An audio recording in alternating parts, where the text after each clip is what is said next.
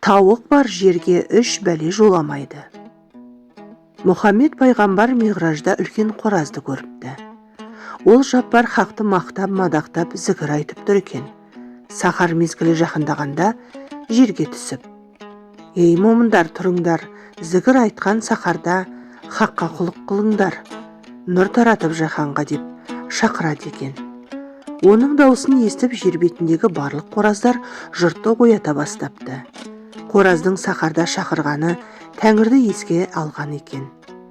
Ән Хазірет миғраждан келген соң сахабаларына: «Тауық асыраңдар, сауабы мол болады. Тауық бар жерге 3 бәле жоламайды. Жын перінің шәрі келмес, сиқыршының дуасы өтпес, бақсының жыны жетпес» деп насихат айтыпты. Содан бастап мұсылмандар тауық асыруға мән берген екен.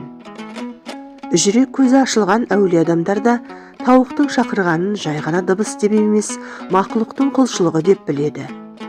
Оған дәлел Шәкәрім Құдайбердіұлының «Тауық неге шақырар сағат сайын» деп басталатын өлеңі. Ақын осы өлеңінде хайуанның қылығын басқаша қырынан сипаттайды. «Тауық неге шақырар сағат сайын, дейме уақыт өткенін ұқтырайын. Олар деп тұр, ойға алып бір құдайын, зор құдіретін әлемге ұқтырайын.